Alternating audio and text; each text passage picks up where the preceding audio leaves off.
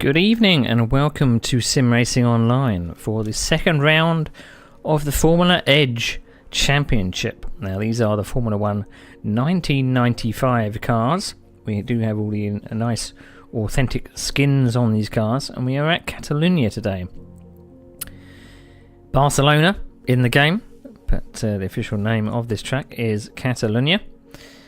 Now we will be using the 1991 layout of this track, and drivers will be doing 60 minutes. There are no mandatory pit stops on this in this series, so it's up to how our drivers negotiate tyre wear. They do have tyres, a couple of compounds available. We aren't expecting any wet weather, so they do have softs and hards available to them, and they also have 3 versions of cars available too.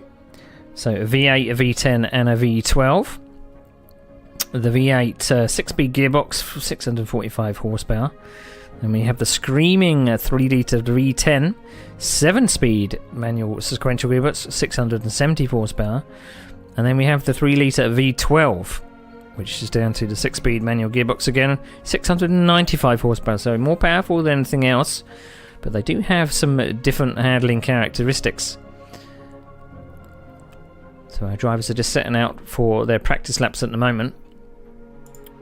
But let's go through what we're going to be driving on today. So if we have a look at a track, hopefully I've got the right track. I do. That is Catalunya. That is the 1991 version of Catalunya, used between 1991 and 1994, I believe. It does have a slight difference to the modern day. So just looking up the amount of turns it has. So 1994, there was a change in 1994 actually. It has the Nissan chicane, which you can see at the top. That little bit where it goes flat in the middle of the circuit. That's the Camps corner, and then it's the Nissan chicane. So 16 turns, or 14 turns if it's using the original layout. I think we're actually using the one with the Nissan chicane. So it's technically the 1994 layout in some respects. So lap record 125.155 by Michael Schumacher in 1994 in the Benetton B194. And this circuit has been around for quite some time. It's used for testing in Formula 1. And they are back there sometime in 2026. Yeah, I think they've already been here in 2026. So it's run from 1991 all the way up to present day. So it's a well-used circuit. Pre-season testing. Also runs the Motorcycle Grand Prix and the FIA Endurance 6 Hours of Barcelona this year, and 4 Hours of Barcelona in the ELMS series through since 2008. So it's a well-used circuit. GT World Challenge also come here, and has had DTM and World Superbikes in the past. But well-loved circuit by the drivers, I'd imagine, and probably well-loved by our drivers today. So let's head down to the track. I'm just going to make sure that we're looking at the right thing so we can show the drivers on the track.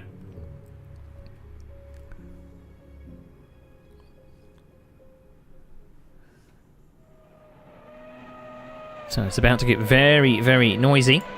Now I did adjust some of the volumes from last time out because the engine sounds were a little low, but hopefully I've not got them too high this time.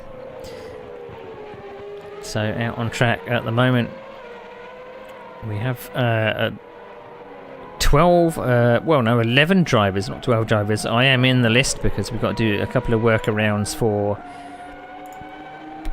Automobilista 2, because it's not fully suited to broadcasting, so we have to do a little bit of a workaround. So when it starts the race, I have to quickly get off the grid and make sure that I am off the grid and snap back to the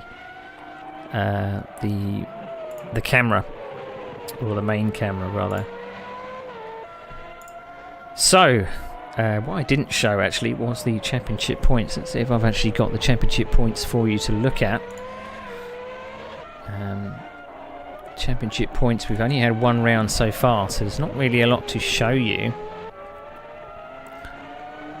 But our point system does run from 10 points for first. Yeah, I believe I do have them all set up, so let's have a look at the championship points. So the standings are as follows. In fact, the standings aren't appearing. Let's have a check that we're actually pointing at the right thing. There we go, there's our standings.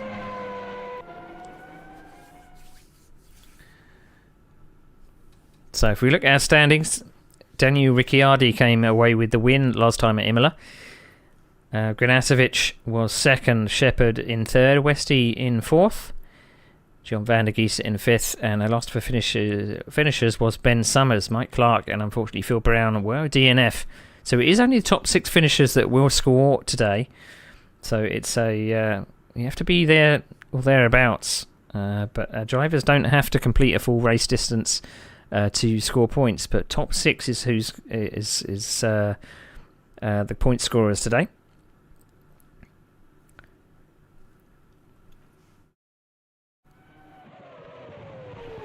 So if we go back on track, let's take you through some of the drivers today. So the ones that are on track right now. So we have Westy just coming around the seat corner. Is that the seat corner? I believe that is. Coming into the Worth corner. So Nick Westy is in the Ligier or the Prost. And this is the section of the track I was talking about earlier. So the Campsa corner into the Nissan chicane. It's just gone through there. Coming down to the Lacaxa corner. Kind of like a spoon chicane, really. And then around this big Europcar bend. Hard on the throttle. Through this double right-hander. So don't run wide on the exit here. And then onto the very, very long straight. Slipstreaming is going to be absolutely paramount today. Particularly along this long straight. This 1990s version is very distinct because of this big blue bridge over the top of the main straight here. So let's just check that I've got my settings correct. So let's take that off. We don't want to be able to see the cursor or anything. So another driver out on circuit at the moment is Riquet. So Riquet is in one of our V12s. So this is the Ferrari V12. So you notice a different engine note coming up the straight. If you just listen to this. Screaming into turn 1.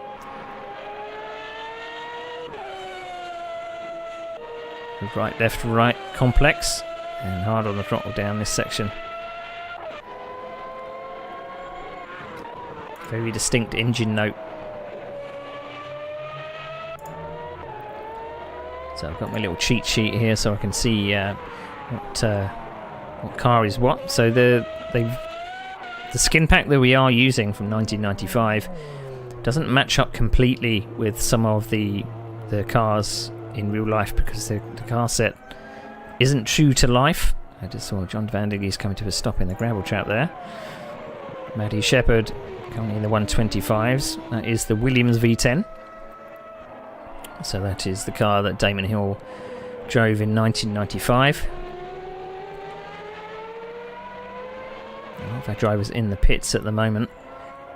I imagine there's a few people out on circuit later on in the session. Looking at the time, we are due to go to quali in about 3 minutes time. So there will be about a 15 to 20 minutes qualification session.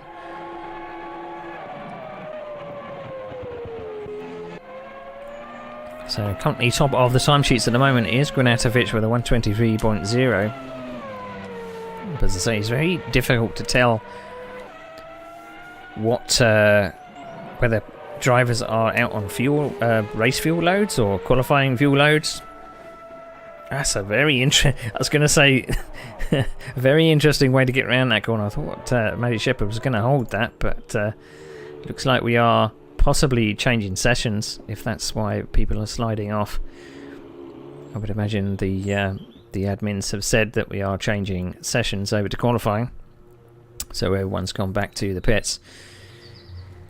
But it's going to be an interesting session today. I'm looking forward to this. I have been for a little while, since 2 weeks ago.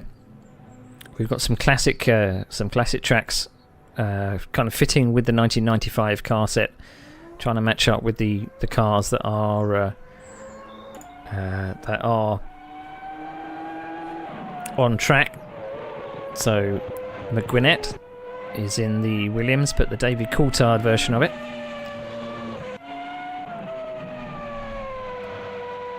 So unfortunately, sometimes when the cars are a bit laggy, you'll see that they don't quite follow the way the car's going. They seem to drift a little bit. So possibly because we do have some international drivers at Sim Racing Online. Sometimes the netcode can be a bit dodgy. So John Van der Geest back out on track. So you see the difference in the car movement there. The car movement of John Van der Geest's car is a little bit better. So we do have a couple of duplicate cars today. We do ask that our drivers do try and pick their car before the actual race, so we don't have any duplicate cars on track. But unfortunately, not all of our drivers have followed that advice. So it's going to be very difficult to pick some of our drivers out. We've now got 12 on circuit. So 40 degrees track temperature, quite high. I have heard from some of the drivers saying that it's going to be quite difficult keeping the tyres on these cars. Tyre wear might be a big thing. So last week at Imola, we had to... our drivers had to suffer trying to do a one-stop. There was only a couple of drivers out of the field that tried something a little bit different. Maddie Shepherd was our first to pit last time out, but she was only pitting first because I think she damaged her tyres in a bit of a lock-up. So she was kind of forced into a two-stop strategy. So a very short first stint and then a very long second stint. And our driver in view at the moment, John Van der Geest, did a very long first stint and a very short last stint. So our winner last time out, Ricciardi, slightly down on pace unless he's not showing his hand. Maybe this is race pace back in the 125s. But we'll have to see. It's hard to tell what some drivers are doing for practice.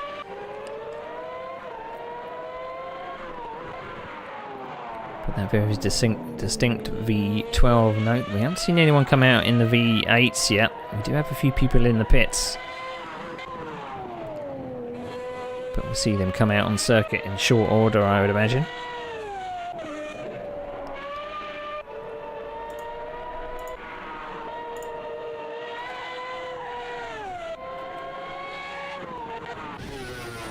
So let's head on board with Ricciardi and take you round a lap. Hopefully the session doesn't change hands before we finish. So just coming around the last couple of corners, and we do change session.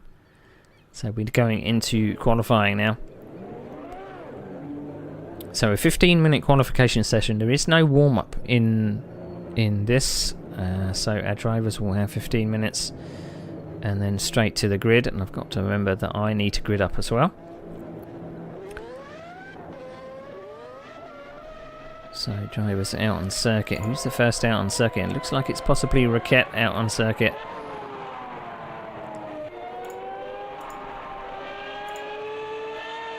So let's go on board with Raquette around the first part of the lap. So Ferrari V12 going past down the Repsol corner. So it feels like it goes downhill. This bit's particularly downhill towards this chicane, so the seat chicane down here. Very easy to lock up a left-hand tyre. Down to the Worth corner, this left-hander quickly into the right-hander. Then the very, very quick Campsa corner. Slight lift, and this is the Nissan chicane.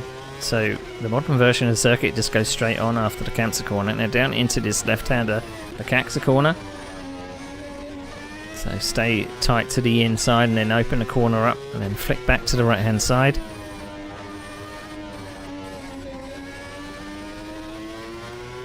All the way down the hill to the Europa car corner. Very fast right-hander and slight lift of the throttle and then back on the throttle again. Don't run wide because there's not a curve on the outside to save you. And across the line, so you see the distinct bridge in the just going over the track there. So we're possibly looking at a 123. So other cars out on track. So we've got Mike Clark. Hopefully Mike Clark will be able to finish this race. He was with DNF last time out, so he's in the Michael Schumacher Benetton, one of our Canadian drivers.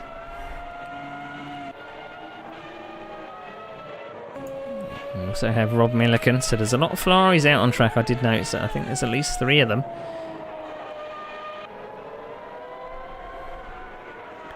So Rob Milliken normally on the microphone for the Le Mans Ultimate Series that we run at Sim Racing Online.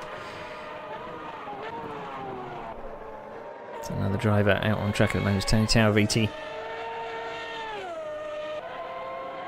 Didn't seem to get any points last time out, but he's in the V12 Simtech. So Raquette just in front of him. Get a sneaky toe off him out of the last corner perhaps. And down the main straight. And we have Gilles de Silva in the Ligier.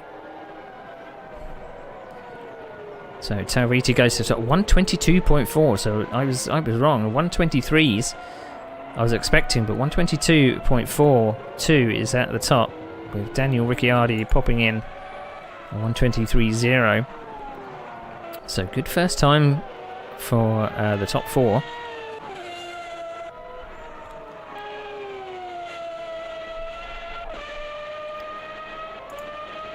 So Granatovic second last time out. He's in the Simtech as well. And he's slightly wide coming into the penultimate corner. And again, the modern version of the circuit does have a little bit of curbing on the outside of the last corner, so you can run a little bit wide. So he goes into second, provisionally second, knocked straight down to third, because Matty Shepherd popped into second on the front row of the grid with a 122.4. So there's 3 drivers in the 122s. So very, very quick pace. Very quick pace indeed. So Mick Clark's popped into 7th place. McGuinnett is in 8th. So I'm not seeing any V8s out on circuit at the moment. We do have Ben Summers in the pits. I think that's possibly our only V8 runner. And did ask a few people to make sure that they do a lap so that they're in front of me on the grid, because I do need to actually grid up and then escape before anyone crashes into me on the grid. So Taviti leads with 10 minutes to go, 10 minutes exactly, with Shepherd second. Currently slowing down at the last part of the circuit. Looks like there's a bit of a queue at the end of, and we just unfortunately came on board with Nick Westy, right, and he spun at the penultimate corner there, managed to get it all grouped up. He's possibly coming into the pits. That lap is absolutely ruined. So let's go on board with Rob Milliken. He's turning a lot in that corner, a lot of wheel lock through the Nissan chicane. I don't know whether this is a push lap or not, because he does have a little bit of traffic ahead. There's a lot of drivers in front, so slowing down just to give himself a little bit of space. So Ben Summers finally out on circuit at the moment, so you can hear this different engine note of the V8.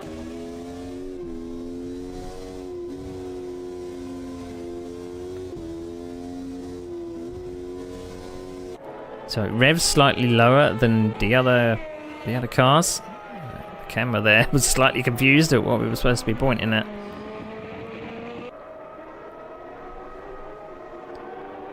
So 122.4 is still the time to beat. Maddie Shepherd does line up second by only 3/300ths of a second. So very, very tight at the top.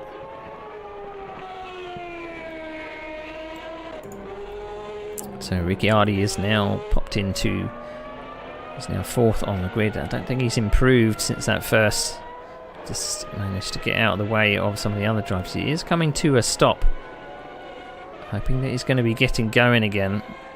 He has stopped out on circuit, which means he shouldn't really exit the pits. That is a little bit naughty, so the steward's going to have a look at that, because we do have rules in Sim Racing Online. You can't stop out on the circuit. You have to do your out lap, your fast lap and your in lap. So I know a couple of drivers actually were put to the back of the grid. So yeah, the stewards are going to take a dim view of that.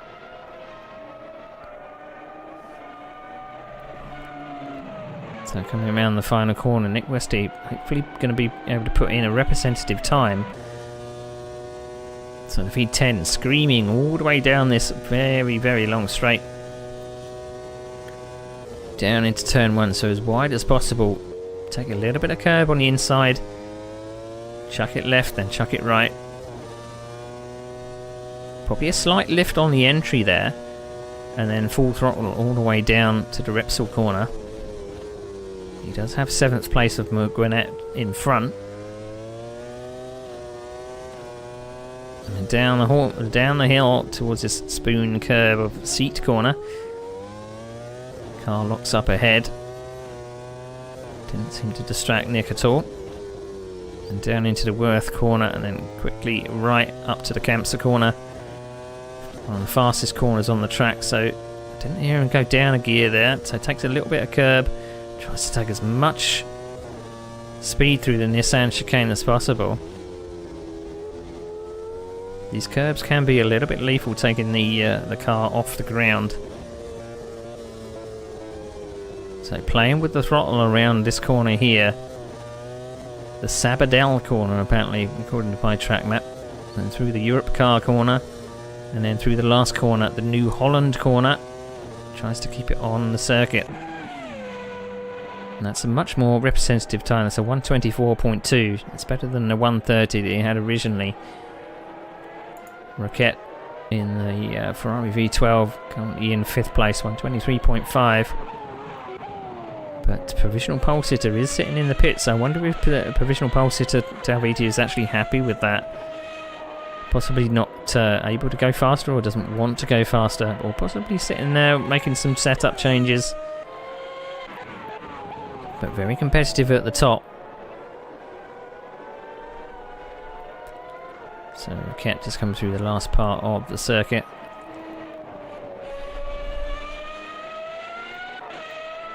So we don't have that stupid little chicane here that some of the previous versions of this circuit used to have, which kind of broke up the flow of this course.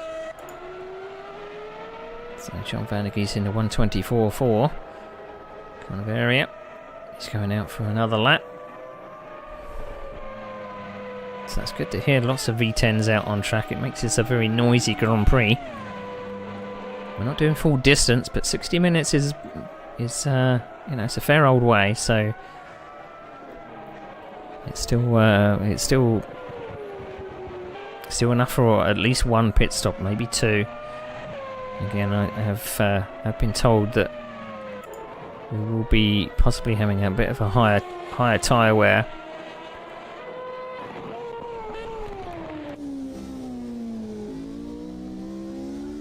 So if I look at my cheat sheet here, so that this is the Minardi that Ben Summers is in. Minardi Ford Cosworth V8, driven by Pierluigi Martini and Pedro Lamy, but that helmet colour is Luca Badoa.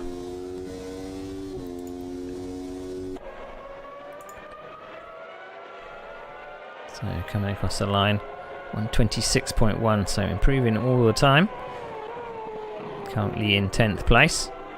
But Granatovic is out on circuit, going to start a fast lap.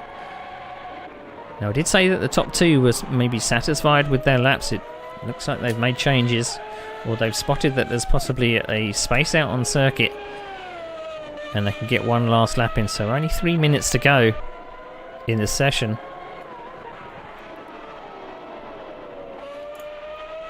So not a lot of time to be able to get a lap in. How much do you want to push at the latter half of this session?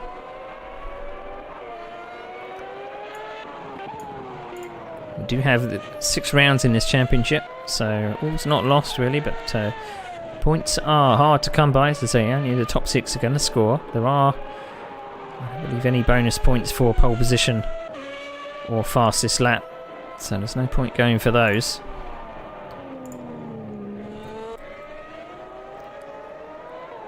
So Shepherd are coming to the last part of the circuit as well, so coming down to the Lecaxa corner.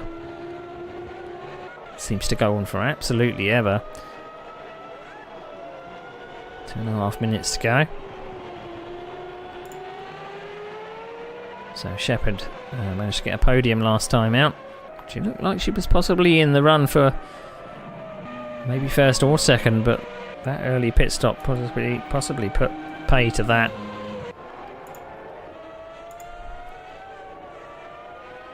So Ferrari just coming out the pits in front. Possibly won't like to see that. That's 4th place of Ricciardi. So hopefully Ricciardi knows that Maddie Shepherd is now on a hot lap just behind.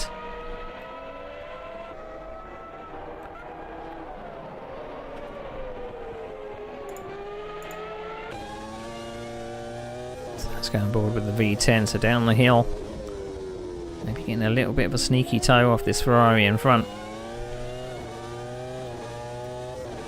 The proverbial carrot to chase. Slightly wide, it looked like missing a little bit of the apex. Couldn't quite get on the throttle for the right-hander. So a slight lift coming through the Campsa corner.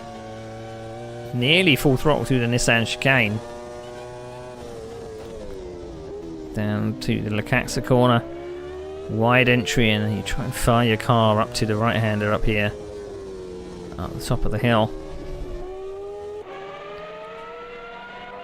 So let's hope there's no understeer coming through the final corner, because she's not far away from that Ferrari. Might be able to get a cheeky toe, but running a little bit wide. That is a car in front that's off the track. That's, I believe, Ben Summers missing a rear wing there. So it must have clouted the Armco.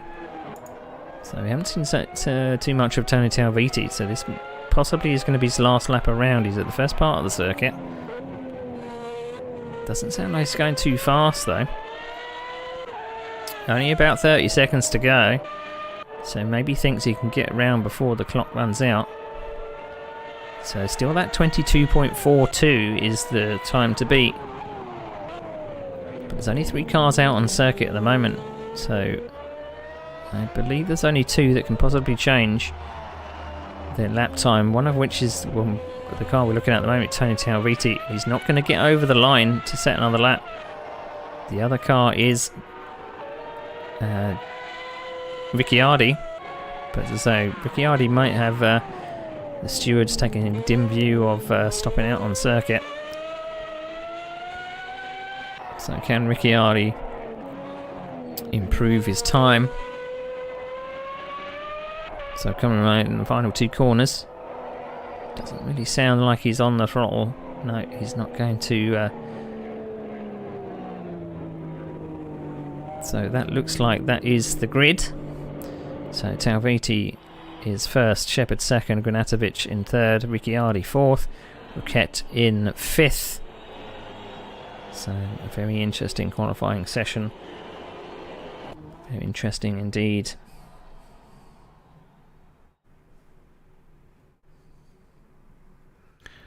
So we wait for the admin to do their thing. We're going to ready up and hopefully we can get on the grid as soon as possible. We've got 2 minutes until the green flag. So 60 minutes of racing, possibly one pit stop, maybe two. Tyre wear may become an issue. We do have quite a few V12s, but you're going to have some V10s screaming away at the same time. So I'm just looking at the messages from the admin to see if there's anything we need to know. I think everyone is ready to go. So we've got a long run down to turn 1. So plenty of time to not miss any of the action whilst I try and get my car off the grid. Of course, Automobilista 2 doesn't really have good broadcasting tools. We've got to make do with what we have.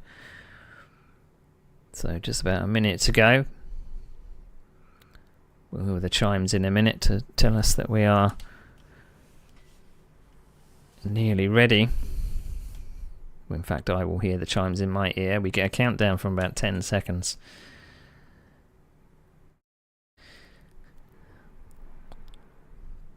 I'm looking forward to this, and I'm sure our drivers are as well. It's a very fast circuit at Catalunya, and so there's probably a reason why it's used in testing. There's a number of very quick, very slow turns.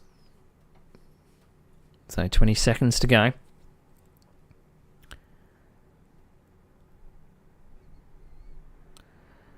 So can Ricciardi get from the second row of the grid?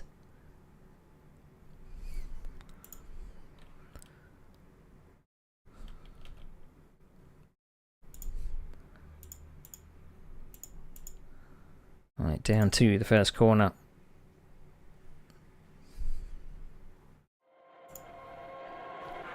So they come down to the first corner. It looks like Raquet has got into the lead with Shepard second. Granasevic in third. He's going to go around the outside of the right-hander. Shepard stays in third with Ricciardi staying in fourth behind. So no particular problems, but Raquet out in front. Ooh, slightly wide.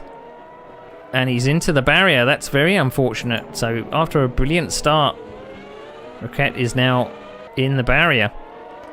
So now Granasevic leads, Shepard second, Ricciardi in third. So that was unfortunate. I don't know if that was a technical problem or whether or not something else happened. So going on board with Ricciardi now in third place, chasing after Shepard. So you can also see the leader on the track as well. Does he want to push this early on in this race in order to try and catch the leader? It's a bit of a break for this top three. So just behind we can see the Mick Clark in the Benton. So coming out the final corner. That top three is starting to move away, but there is a little bit of a gap to fifth. Ben Summers in fifth somehow. So from near the... That's what happened there. What happened there? There looked like a little bit of moving under braking there. I think one driver wanted to go one way. And a collision happened. We'll have to see what happens in... when we look back at that on broadcast. But that was very unfortunate. I don't know if lag was involved. And now Mick Clark has found himself in second place. And Ben Summers in that V8 in third. So some strange stuff going on. So Roquette has decided to retire. So I don't know if that was a technical problem. We've also got John van der Geest. We didn't see a lot of John van der Geest in the qualifying session. And it looks like Shepard has possibly got suspension damage. That car looks like it's crabbing an awful lot, so she's got to go pretty much the 3/4 of a lap to get back to the pit, so that's unfortunate. Unfortunate indeed. So McGuinnett chasing on after this Ferrari in front. This is Ricciardi. I wonder if Ricciardi is actually carrying damage as well. Doesn't seem to be slowing him down a lot, but McGuinnett is catching up quite significantly in these final couple of corners. Indeed he is. It looks like he is carrying a little bit of damage. He's got a lot of understeer.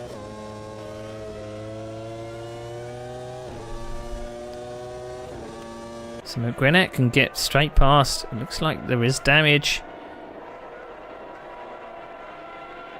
So is he going to carry damage?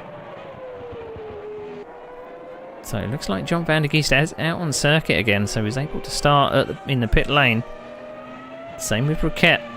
So maybe problems and repairs needing done. So it's good that our drivers have got back out on circuit, but what this means is the leader, Granatovic, has got a big lead. So we are missing one driver. I'm spotted that one driver, Talviti, unfortunately is not in our list of drivers, so I wonder whether a technical problem. We didn't see a crash on the first lap between Talviti, so that's a little bit of a shame. So Granatovic in first. Mick Clark coming through the couple of corners, kept his nose clean. He's now found himself in second. Just behind you can see Ben Summers in the Minardi. So 7 seconds is the lead.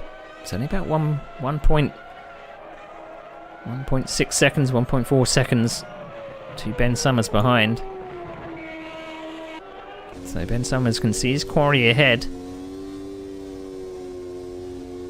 So possibly wanted to save a little bit. So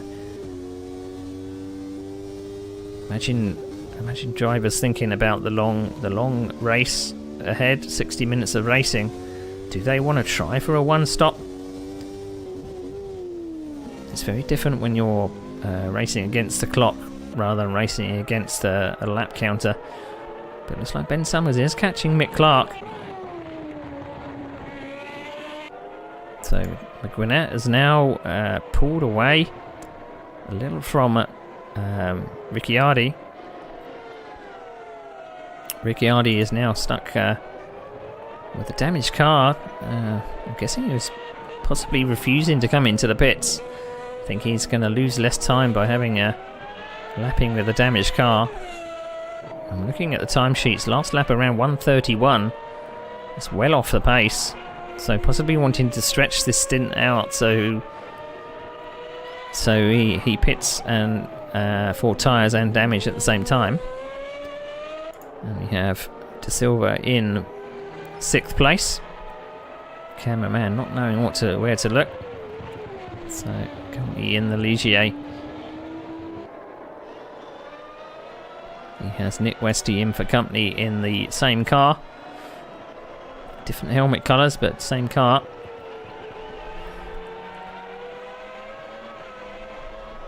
And then we have the fortunate Roquette that found himself in the lead and then went off at the, what I believe was the Repsol corner, headed towards the barrier. So Roquette coming in a 1:27. So is Roquette carrying damage as well? We also have Rob Milliken in a 1:32. So perhaps there's a couple of people who have decided to go out on hard tyres and maybe thinking about doing a one-stopper. You can't make it to the end on fuel, so that is a given. And we have John Van der Geest just passed by McGwinnett, I believe, in 4th. So we did see that John Van der Geest was in the pits for a little bit. Currently 1 lap down on the field. But let's go up to the battle for 2nd and 3rd. Mick Clark, closely followed by Ben Summers in 2nd. So the gap now down to about a second.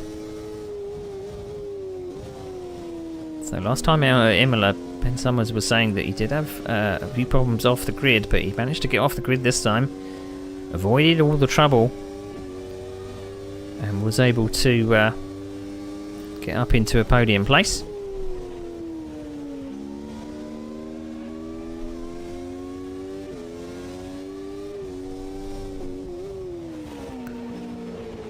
So 10 drivers at the moment on the circuit. I've seen that there's possibly other drivers that are not in this as well. I'm not seeing Maddie Shepherd.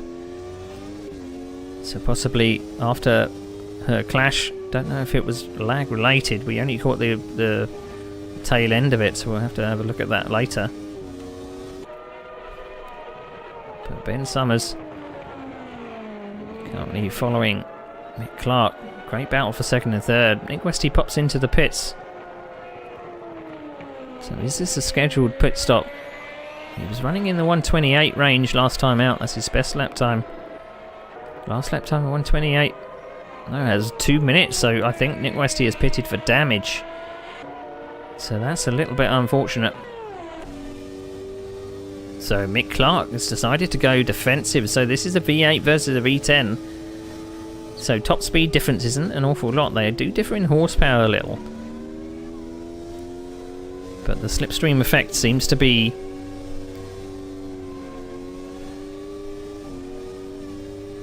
quite significant. So Mick Clark running a little bit wide, pushing up the dust. I wonder if where Ben Summers is thinking about passing. Plenty of opportunities to pass around this circuit. You just got to maybe think about where is most suitable.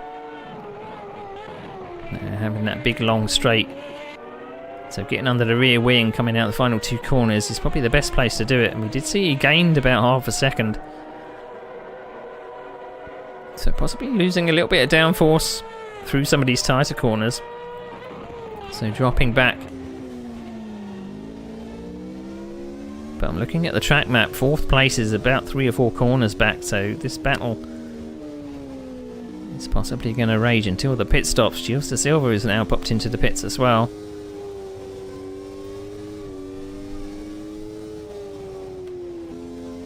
So you see how much off the throttle Ben Summers needs to be, but we're in the slipstream again. Mick Clark's possibly going to go to the inside to try and defend. Lap car just coming out the pits. I believe that's Westy.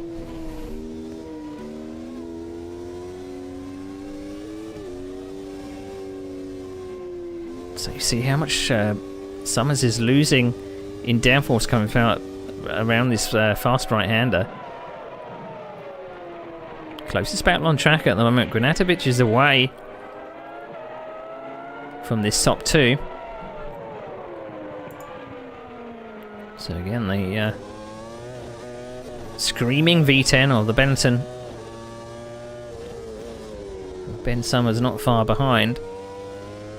So Mick Clark just has to keep it very smooth out the final corner. I think he's probably safe. Now looking at some of the lap times. Remember that Ricciardi was carrying he was had a little bit of damage and he's still in the 135, so he's trying to push that car all the way to his scheduled pit stop. Doesn't want to stop early, but he's hemorrhaging time. Currently in 5th place. That will be for 2 points. So our championship leader would still get points, but he wants to leave it to, that is a pass for 2nd place. So Ben Summers nearly side by side. Maybe want to take a double dip of does him on the brakes though. I thought he was going to dip back into the slipstream, but makes it through. Mick Clark doesn't have a response. So that slipstream was very powerful down the straight. Used it very effectively. I didn't think it was actually going to be able to outbrake going into turn 1, but very good on the brakes. So now turnabout is fair play. Mick Clark is the one that's now up for chasing. As we see Ben Summers just locking up. So a car just ahead of this 2-car battle. I believe that is 7th place of Rob Milliken, who lets these drivers through.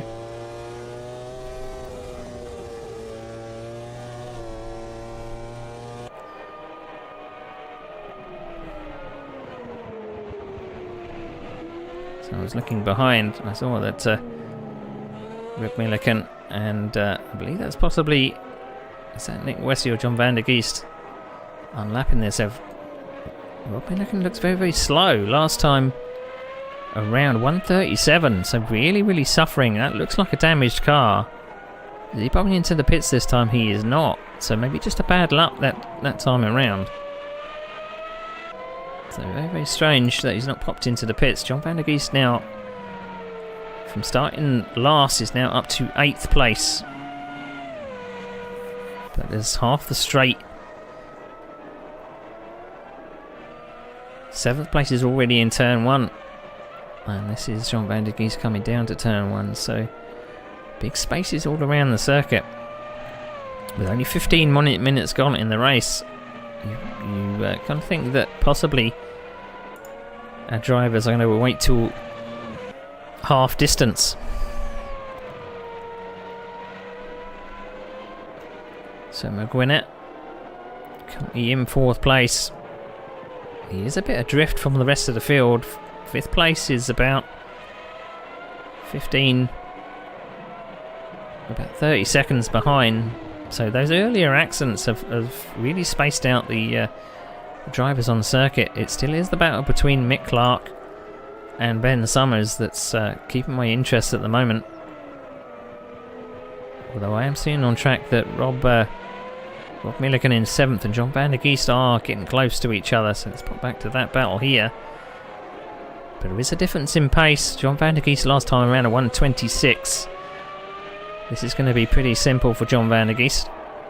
I think that Rob Milliken is carrying a little bit of a problem, and again he might be doing the same thing as Ricciardi, carrying that problem all the way into his scheduled pit stop. But again, he is hemorrhaging time. Is that going to work out for him? He is on the tail end of the points, currently in 8th place, but it's an interesting strategy. Well, it will pay off. Nick Westy was one of those drivers that pitted very, very early. So I'm wondering whether that has changed his strategy. Maybe he's put on hard tyres and going all the way to the end. But hard tyres, I did see a few people complaining about hard tyres and their pace. So we'll have to see whether that plays into it. I wish there was like markings on the side of the tyres that told you about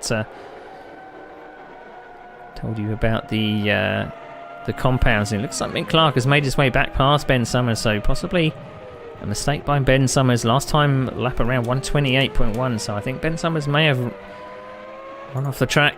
Slight mistake, which has let Mick Clark back through. So coming through the last 2 corners.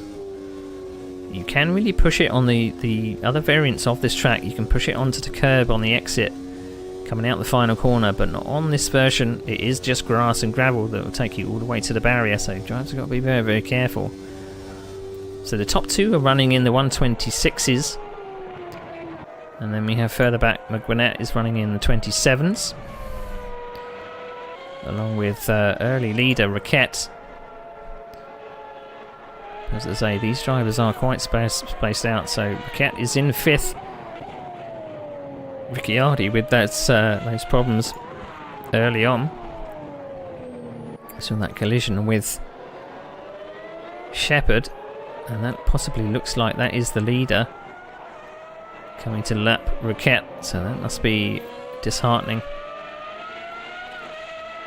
So already a lap down in 5th place. So it looks like Raquette has decided to come to the pits. Was that Raquette coming to the pits? I saw a Ferrari, perhaps Ricciardi, coming to the pits. He's decided to possibly fix this damage with 42 minutes to go. He's coming down the pit lane very, very slowly.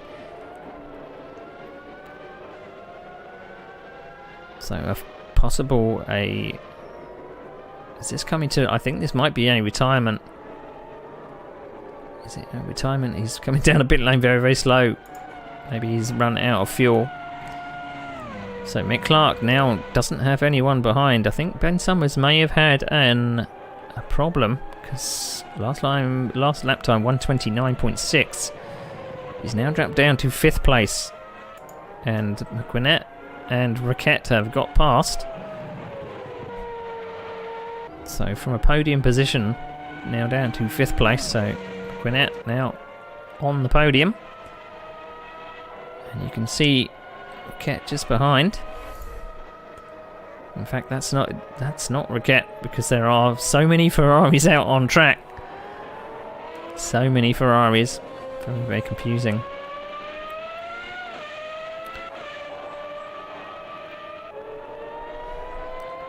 So looking at my track map. So Granacevic coming through the final corner. He's coming to possibly lap 4th place. So as I said, the field has spaced out quite considerably. I've just been informed that I think Ben Summers has run out of fuel. He misread the gauge, the fuel gauge, and it looks like from a podium place into retirement. So that is our 3rd retirement. So that is unfortunate.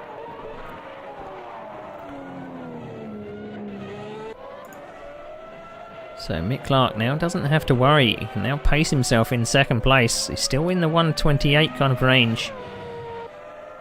So maybe now that he hasn't got a car right behind him, he can kind of relax a little. About 20 seconds to McGuinnett behind. So McGuinnett just coming down into turn 1. Slight lock up, which puts you off sequence. Looks like there's a little bit of lag from some of our international drivers, which is making things very, very difficult. So Raquette coming onto the main straight. Let's listen to this V12.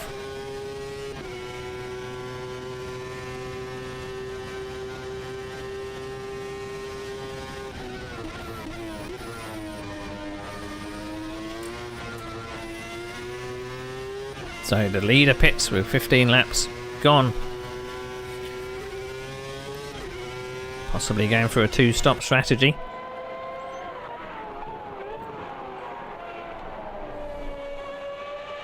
So John Van der Geest now up to 5th place.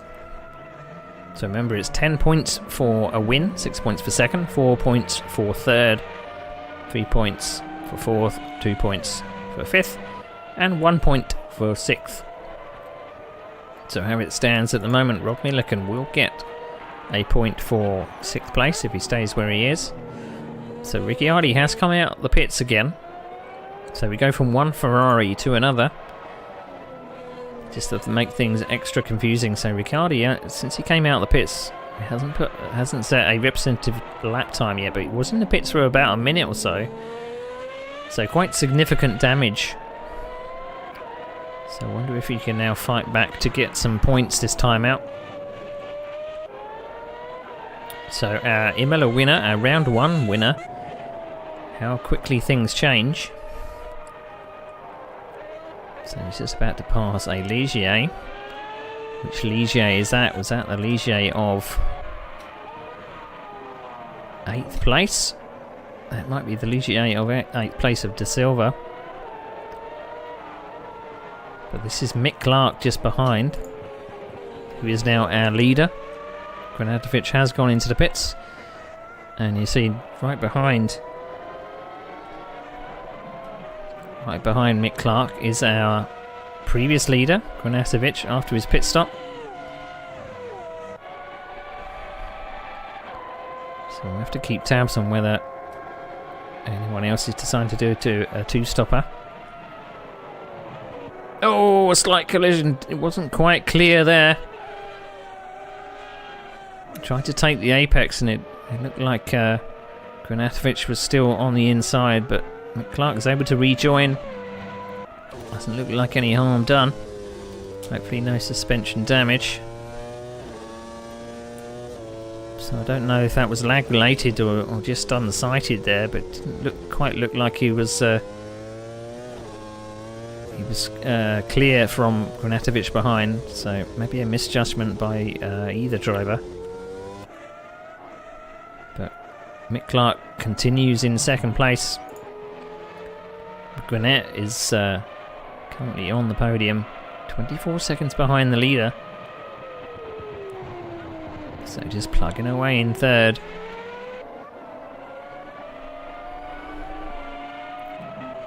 So I think Ricciardi has come around and done a representative lap time of 1:30.2. Believe it or not, that is actually his fastest lap of the race. Let's see if it's any quicker this time around. I think that is the leader just behind, so if you can maybe keep in the slipstream of the leader. But the leader is lapping in the 1:26s, fastest lap time for 1:24. So best lap come down to a 1:29, so maybe still carrying a couple of problems. Maybe the car's not fully fixed. That might be an issue. But again, a few of our drivers have pitted for damage early on, which has possibly changed their strategy later on in the race. But Granatovic did pit about 20 minutes into this race. So our leader possibly on a 2-stopper, and maybe the rest of our field has decided to do a 1-stop, but Granatovic does have quite a significant pace advantage. That he can do his 2-stopper and make it work. Running slightly wide coming out of the Caxa corner, I believe.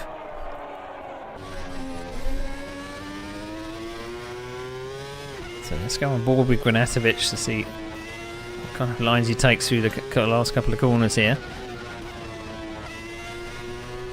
So slight lift coming onto the straight. Let's listen to this V12.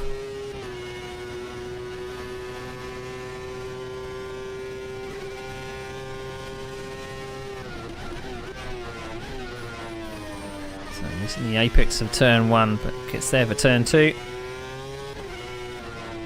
So slight lift to get to the apex of 3, then running all the way to the edge of the track for 4. Down a couple of gears, try to keep it tight on the entry, and then the corner opens up on exit. And you come down the hill onto this left-hander. Not really troubling the apex at all.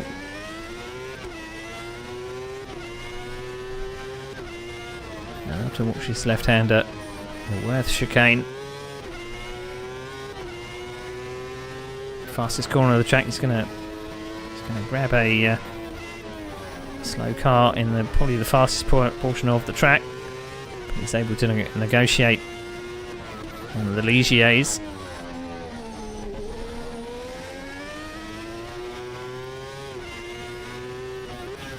And through the what is named the Sabadell corner, the Bank Sabadell corner.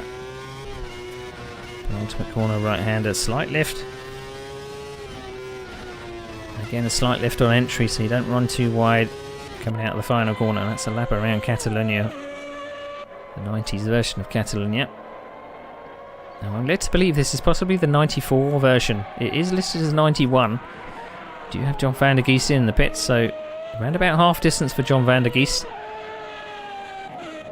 So probably a definite 1-stopper for John van der Geest coming into the pits. And it will come to a stop. So let's see how many seconds he is in the pits for. It's normally around 7 to 10 seconds. So that's 10 seconds. 15 seconds.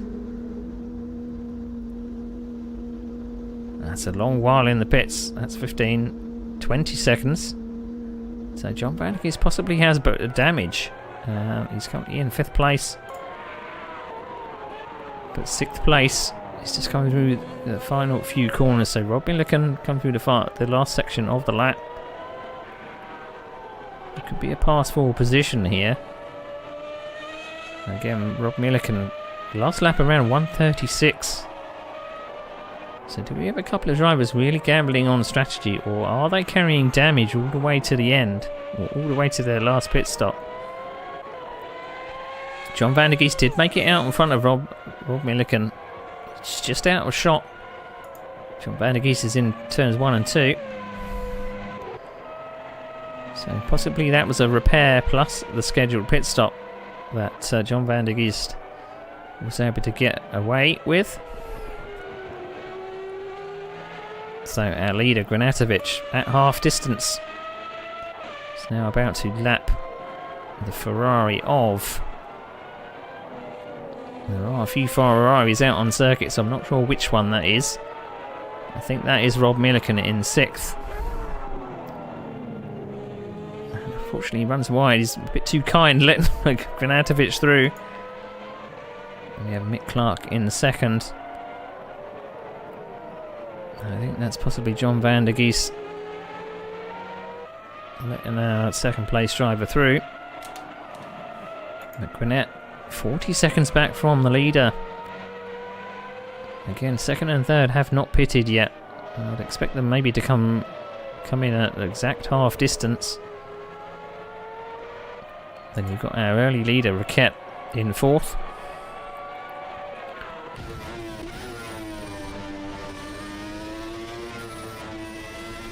So I wonder whether that was driver error that put him off the track on the first lap. Maybe misjudging the colder tyres.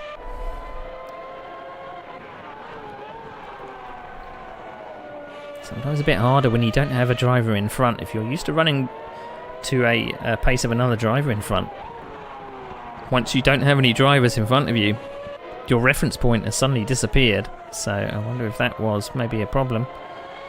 But finds himself now in 4th place.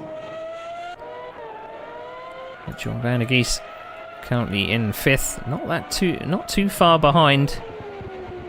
Well, I say that he is actually one lap behind, but not far behind 4th place on track. So that screaming V10 of the Ligier powered car. So I think the Ligier did have, I think it was Mark Blundell and Martin Brundle back in '95. That looks like the Martin Brundle helmet to me. So across the line. It's quite safe from Ricciardi, because Ricciardi is another lap adrift. So the only two, they've got 2 guys on the same lap. So Rob Milliken is in 7th place. So as Ricciardi comes out the final corner now, finds himself in 6th place. So this will be 1 point, so that might be valuable at the end of the season. But in the other Ferrari, his teammate is coming into the pits. And he's coming into the pits very, very slowly. So is this a scheduled pit stop? It does sound very kind of reminiscent of someone that's running low on fuel here.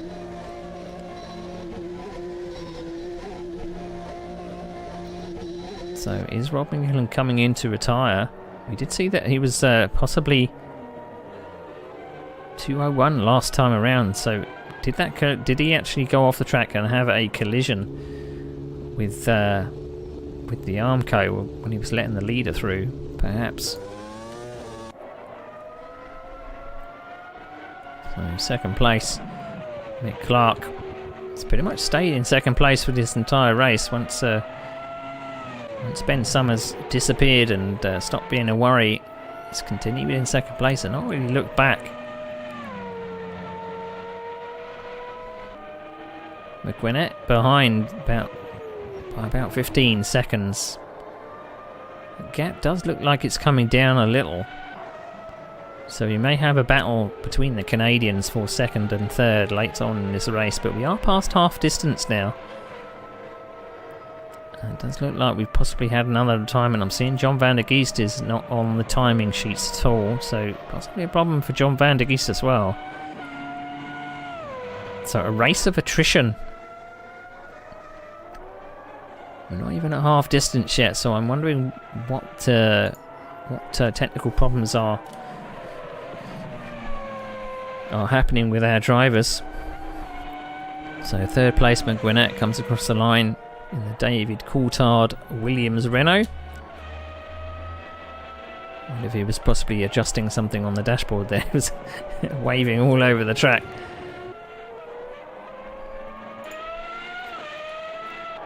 Raquette in 4th place. This will possibly be a scheduled pit stop, so Raquette comes into the pits. So this looks a bit more like a scheduled pit stop coming into the pits on the pit speed limiter. Lots of little chicanes in the pit entry to negotiate, just to get down pit lane. Quite awkward, but... So stopping at 26. Let's see how long this pit stop is. Possibly a full tank of fuel. So that's 10 seconds.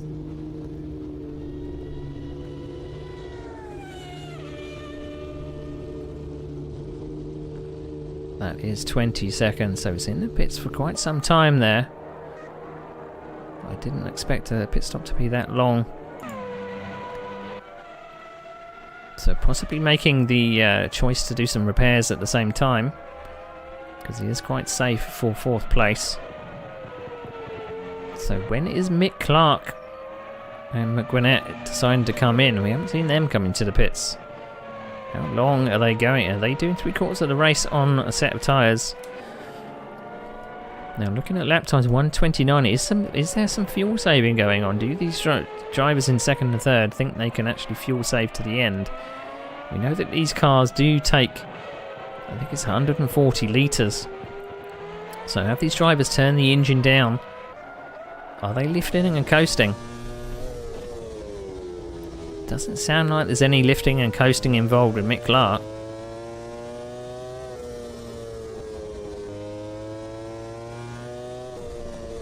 Although he is off the throttle quite a lot compared to some of the other drivers, but then again, might just be his driving style, but seems like some big lifts there. So could this be the strategy? But Mick Clark's nearest challenger is McGuinnett in 3rd. The gap now up to 20 seconds. So as I said before, the Battle of the Canadians. 24 minutes to go. It may come down to that. De Silva comes into the pits from 7th place. I think De Silva might be in the wars here. I haven't seen a lot of De Silva, and it looks like he's missing a rear wing. Didn't see where that rear wing came off, but possibly a spin towards the barrier. Looks like the back wing is definitely removed. The front wing was looking a bit sorry for itself, but he's going to have that fix and away he will go. But he's got the person in front of him is Rob Milliken, who's unfortunately 3 laps in front. So something dramatic would have to happen before Gilles de Silva can get some points. I nearly jinxed Rob Milliken there, running wide at the final turn. Ricciardi still in 5th place. 1 lap adrift of 4th. And 4th place is on the other side of the circuit as well, so about 1.5 laps.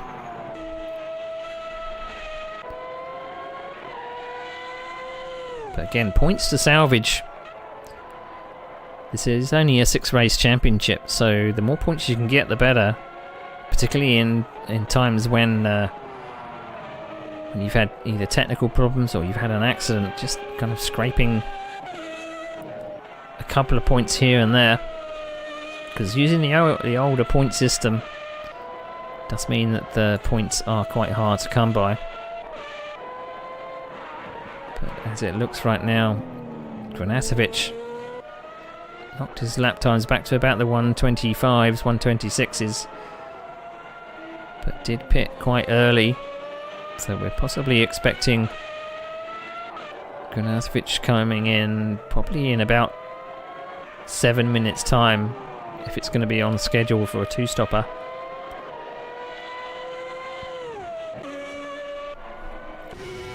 So screaming V12 all the way down the main straight into the Elf corner, which is turn 1.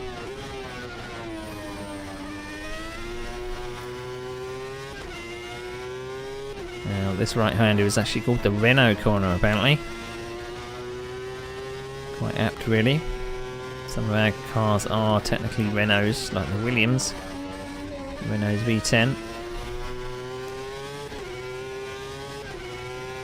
Now looking at my cheat sheet, looking down my list, this is the Simtech Ford, which was running a Ford Quadworth, but it wasn't a V12, it was actually a V8 in the real thing. But this is actually a V12 in the game. So the Simtech Ford, Jos Verstappen and Rubens Barrichello, a couple of the drivers that know what we're talking about.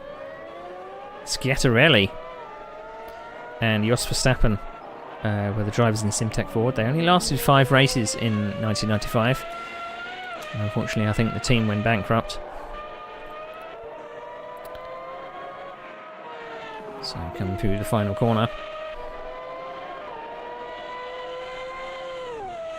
So I believe that's Schiatarelli's helmet there. You see Mick Clark coming out the pits here.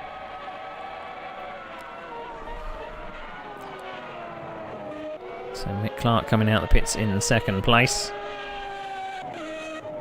As Granatovic takes the lead.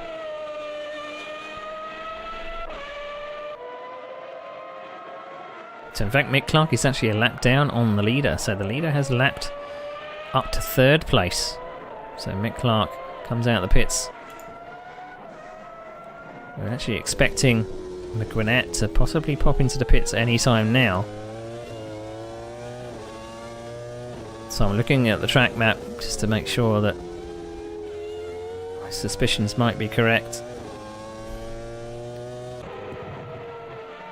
So Mick Clark possibly going to regain 2nd place. He did have 2nd place by about 20 seconds or so. So I don't think he's in any risk of losing it. So last lap around McGuinnett was 1:30.7.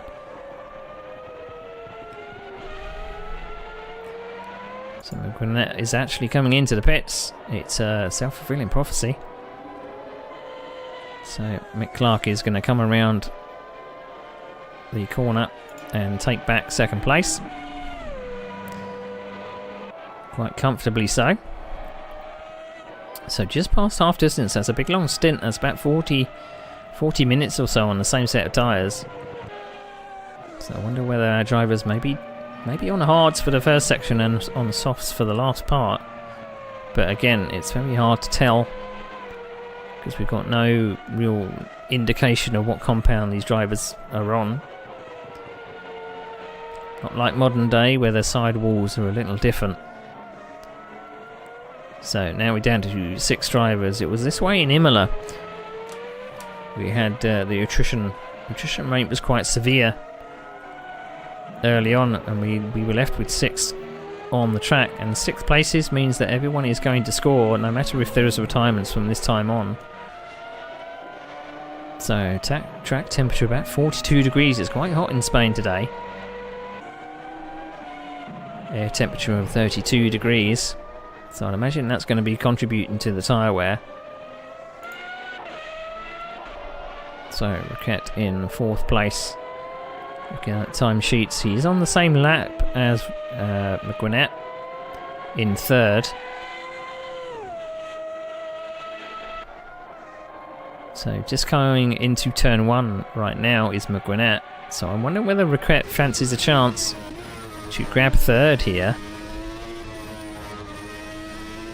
And that early pit stop from Roquette, I'm wondering if he's deciding to go all the way. As I did say that 15 minutes to go, Granatovic was going to come in for his 2nd stop. But he does have about a minute in the hand of the rest of the field, so he's going to come out in the lead quite comfortably. So the closest battle on track might be between McGuinnett in the Williams and Roquette in the Ferrari. They're about 2 corners separated between them. So coming into sector 3, only 17 minutes to go, so this could be the battle of the race so far.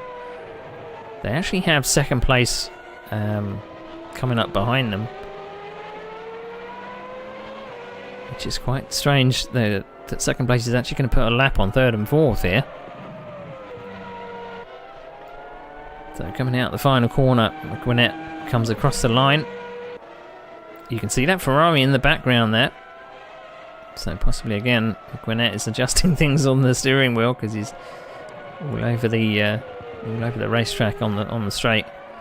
So come through turns 1 and 2 as Raquette comes through turns 1 and 2. So what's going to happen when Mick Clark actually comes to lap these guys? Possibly going to catch them in a good place or not.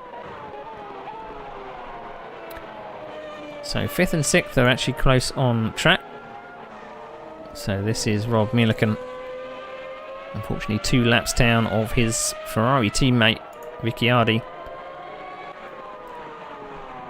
Ricciardi is doing 128. Unfortunately Rob Milliken's back in the 132, so I wonder if there's still some technical problems or some damage that's causing Rob Milliken some problems.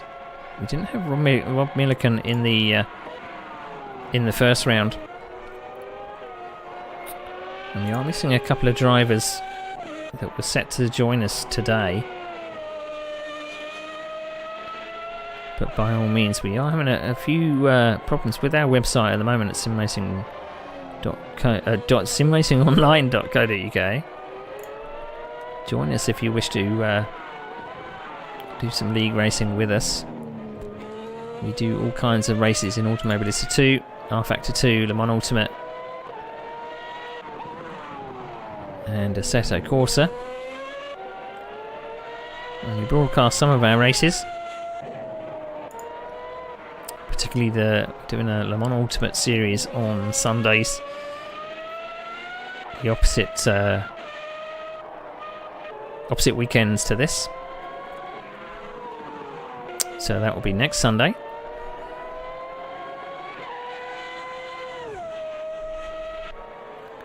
So GT racing to Formula racing, slight difference. So as Granatovic comes down to turn 1, again 14 minutes to go. Pretty much inherited the lead. Unfortunately, top 2 had an accident and the seats parted, and Granatovic said thank you very much. So after coming out the pits, that was possibly going on to soft tyres with a 123.7, fastest lap of the race.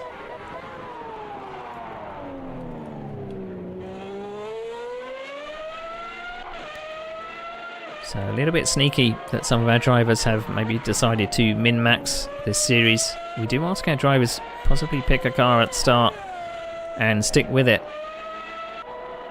But some drivers have decided didn't like the car for round 1 and they're going to choose a different car for round 2. Not only does it make it very confusing to be a commentator,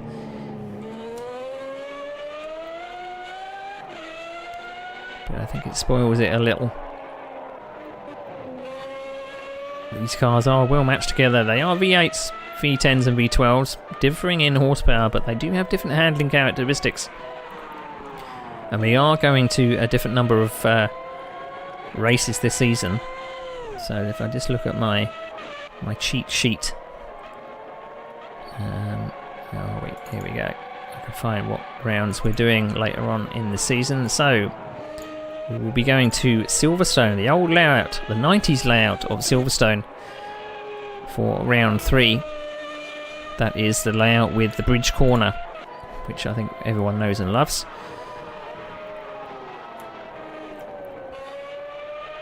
And then for round 4 we'll be going to Spa-Francorchamps. Again, should be in period with our 90s cars. And then round 5, Hockenheim, so the big long straights of Hockenheim. So slipstream battles ahoy for that one. And then our last track will be Adelaide. So normally a track in the 90, at least 94 or 95 was the finale for the season. It became absolutely pivotal in 94 between Michael Schumacher and Damon Hill. Decided the championship. So Granatovic still leads Mick Clark in second. Possibly hard for Mick Clark to stay concentrated, because Mick Clark has been alone for a number of laps around this circuit. The only cars he's seen is either he's lapping cars or he's being lapped.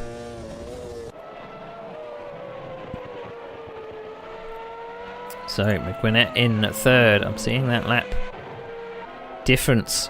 So Riquet just behind by 10 seconds.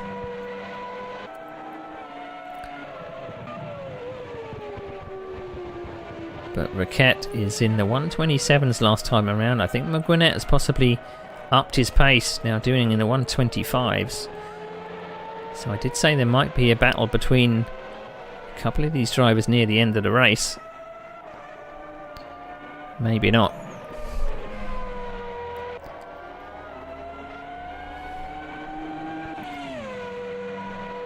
So Screaming V8 down, Screaming V10 rather, down the straight.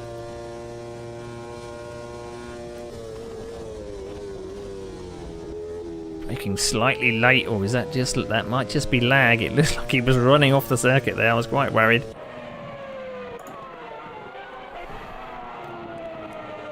So possibly the game not showing me exactly where the car is going. This looks a bit more like it.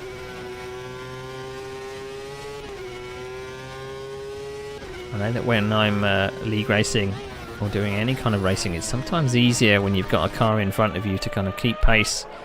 It's either that or I'm watching split times, running to a certain split time.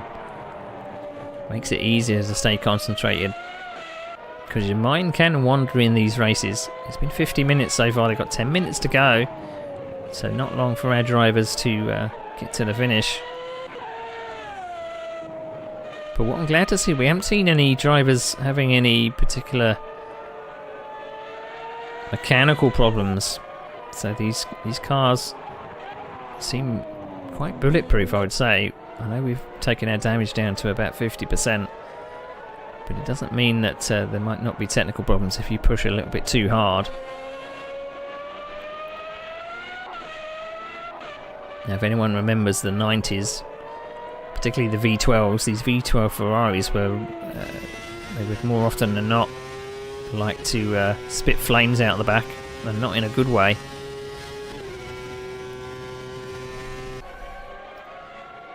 So Mick Clark right in the background there in 2nd place, and this is 4th place Ricciardi in the other Ferrari. Now from that helmet design, I believe this is the Jean Alesi Ferrari. So weirdly enough, we have 3 Ferraris, 4th, 5th and 6th. This is the 6th place Ferrari of Rob Milliken. This is the Gerhard Berger. Makes it a little bit easier because it's actually got the name of Gerhard Berger on the side there, but I do recognise the helmet design. The Austrian flag on the side of that helmet. That is Gerhard Berger. So it looks like maybe Rob Milliken has got round his problems that he had early on in the race, because his lap times are dropping. He just did the fastest lap he's done around the circuit last time around, so possibly feeling a little better in this car. And he's usually behind the microphone. I did encourage him to get behind the wheel for this particular series. It looks like that is McGuinnett just behind. So all of our drivers are particularly spaced out on the track. No particular battles between our drivers. But as I was saying, these cars are pretty well matched, and different circuits are going to require different skills as well. So we're coming down to the street circuit for the last round, which should provide some very interesting racing, very difficult racing. It's 60 minutes around a street circuit. Passing will be, you have to be very, very patient. But we have had, I think, maybe a couple of laggy cars. Might be due to netcode, it might be due to perhaps some server weather.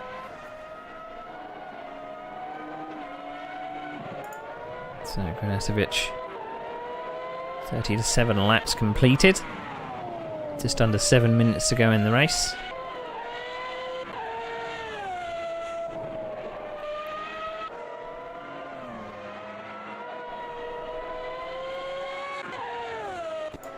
So we have the Michael Schumacher Benetton, actually championship winning Benetton in 1995. So this car actually won the Drivers' Championship with Michael Schumacher at the wheel.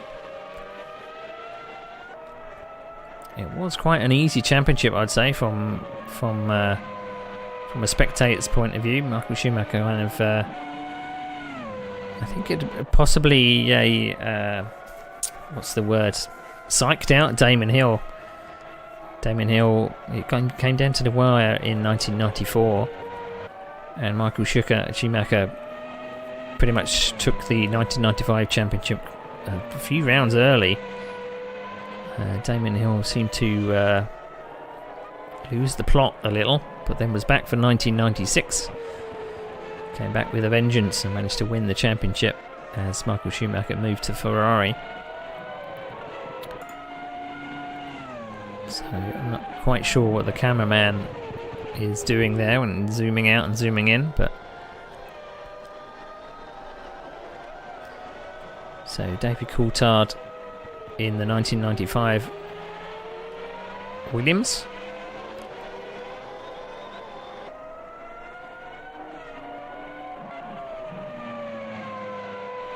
Permanent driver in Williams. He was a test driver in the earlier years, and it was only by morbid luck, I suppose, that he managed to get the seat in 94 and then 95, because unfortunately we lost Ayrton Senna in 94. So David Coulthard filled the seat for 95. And I believe he moved to McLaren in 96.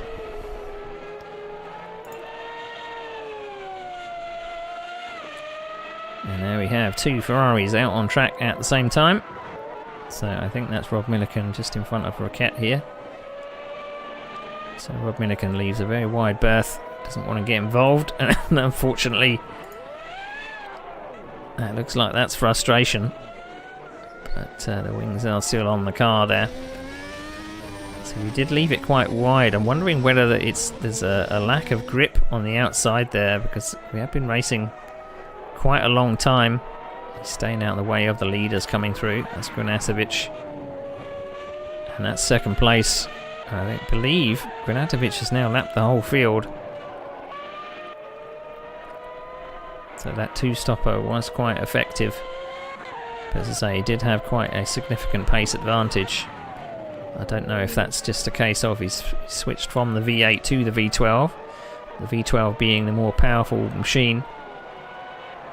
Second place wasn't enough last time out, so he switched to a faster car.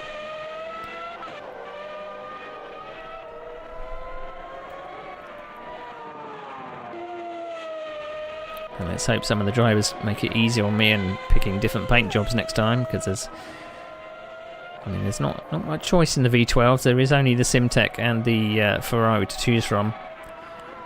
The V10s, you have the Benetton, the Tyrrell, the Williams, the McLaren, the Jordan and the Prost, or in this case the Ligier. So this is one of the V10s, the Benetton.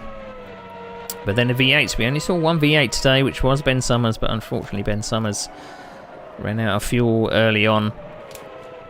He was in the Minardi, I believe, the Luca Badoa Minardi.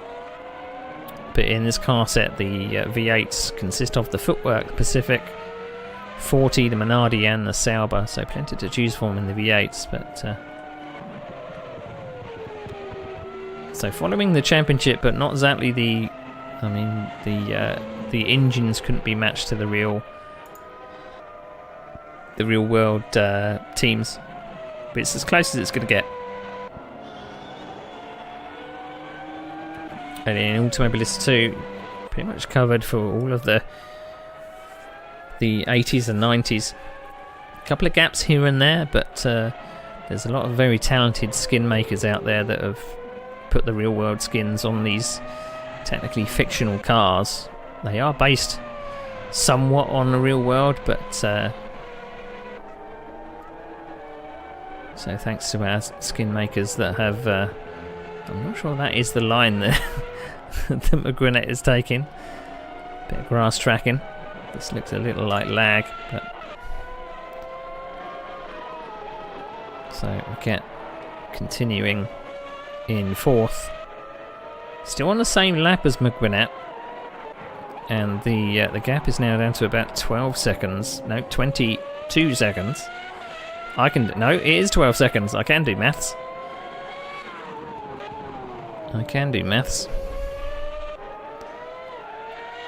But I'm looking at last lap times around. McGuinnett is still lapping a second faster. So even though that gap is around 10-15 seconds, I don't think with only 1 minute to go anything's going to happen with that. So Granatovich coming to the end of the lap, coming up to lap 4th place of Raquet in the Ferrari, but with our timer now under 1 minute, he should get to the start finish line to start his final lap. Indeed he will, so he crosses the line with 30 seconds to go, so this will be the final lap of the race.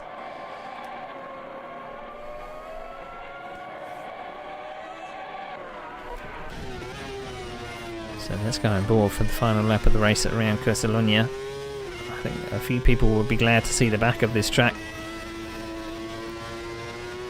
There's a lot of drivers that are speaking about tyre wear. I wonder if tyre wear still became an issue. We did see Granatovich was the only driver that did do a 2-stopper. Maybe that faster lap time meant there was higher tyre wear, but we did have a few people that did 3/4 of the race for their first stint. So maybe hard tyres at the start and soft tyres at the end. Maybe that was a strategy. So coming through the Nissan chicane for the final time, under the Renault bridge up towards the Lecaxa corner.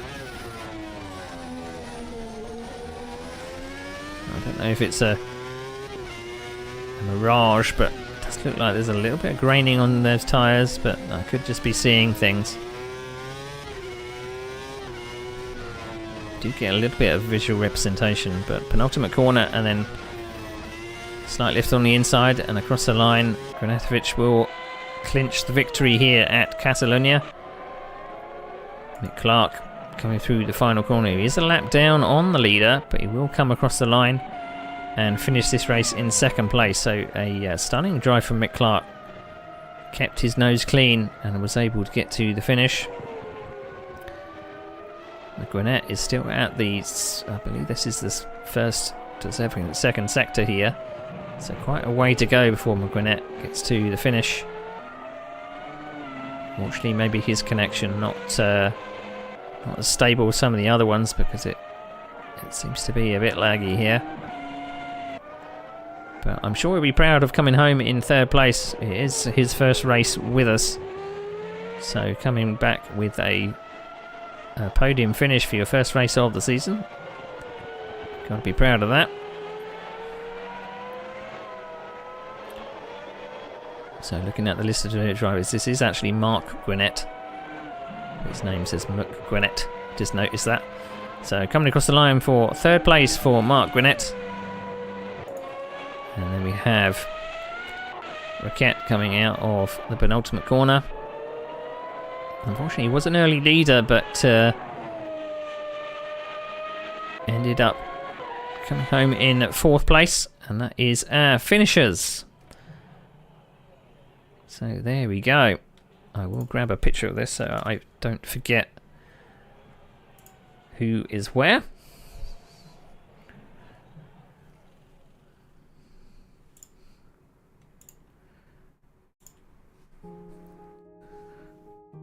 So, right, let's see if I can get the championship points all updated.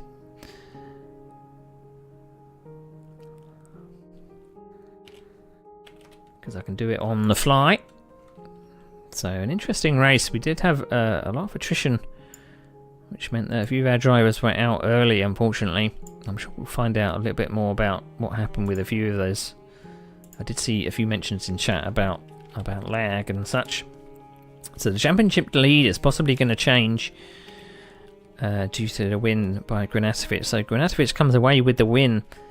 Mick Clark will grab 6 points for 2nd place. Mark Gwinnett, our first race in this series, or his first race in this series, will come home with a podium finish for fourth, 4 points. Raquette comes home in fourth. If I can find him in the championship table, he's here somewhere. He will come home with 3 points. And then we have Ricciardi. Let's see where he is in the table. So he's a winner first time out, so 10 points, but he will come away with just 2 for this round. But again, there is possibly a steward's inquiry about qualifying conduct, stopping out on circuit and not coming back to the pit. So that might be a pit penalty and a drive-through at the start of the next round. Quite costly. And the next round is at Silverstone. And if I remember rightly, the Silverstone pits is quite hard to negotiate. So our last of the points finishers will be Rob Milliken. So he will grab 1 point out of that. And let's see if we can total the points. There is a difference in the championship lead, I can tell you. So just after 2 rounds, we have a difference in championship. Now, how many points scores? There are 10 people. So remember, you can join us here at simracingonline.uk.co.uk. We are having some problems with our website at the moment, but be sure to keep an eye on simracingonline.co.uk and sign up if you need to, if you want to. Or join us back here in 2 weeks for the next broadcast that we're going to be doing from Silverstone. So let's see. I think the championship points are possibly updated, so let's have a look, see if this works. There we go. So championships the championship has changed hands. So Granatovic now leads the championship with 16 points. Ricciardi now drops down to second with 12. Mike Clark have I been calling him Mick Clark all this time? Mike Clark in third place with 6 points, his first point score of the season. Mandy Shepherd, unfortunately not scoring this time out, is joint with Mark Gwinnett in fourth. Then Nick Westy, again an early bath for Nick Westy as well, so possible problems that we'll find out about later. So no score for him in round 2, but Raquette does score 3 points, which leaves him in joint 6th place. John Van der Geest not scoring this time, but still has 2 points from the first round. Ben Summers' fuel problems means he stays in 9th, joint with Rob Milliken's 1 point down in 10th. So as I said, the next round will be at Silverstone, and I believe it's the 1991 layout, so Bridge Corner. Hold on to your hats, that's all I can say. That is the way that circuit reminds me of touring cars. If you've ever seen on YouTube Steve Soper and John Clennard going through that section of the track, it's worth a watch. And I believe in 1995 Damon Hill actually collided with Michael Schumacher at that section of the track, so that's one thing to watch out for. But plenty of straights, plenty of sharp corners and fast corners at Silverstone. But join us back here as well on simracingonline.co.uk for the next round of the Le Mans Ultimate Championship. I believe we're in the 4th round of what is the second World Series, so a lot of our drivers will be competing, and I'm just trying to figure out what the I think it's Sebring, so they'll be taking on the bumps of Sebring. So that series runs on alternate weeks to this series, but it's on Sunday, so next Sunday. If I just look at my calendar, so next Sunday is the 30th, so join us back here on the 30th for some GT racing. We did have a very interesting Grand Prix, I say Grand Prix, a very, very interesting race at Spa where we did 90 minutes through the night and into the morning. So our drivers had to battle night and day changing conditions, but the usual races were only 75 minutes. I say only 75 minutes long. It's still a long old race in the GTs, but there's a lot of people signed up for that. Le Mans Ultimate is quite popular with our drivers, So join us for that in the coming week. So I look forward to bringing that to you. So I've been your host, Neil Wood. This has been Sim Racing Online, and we will see you on track next time.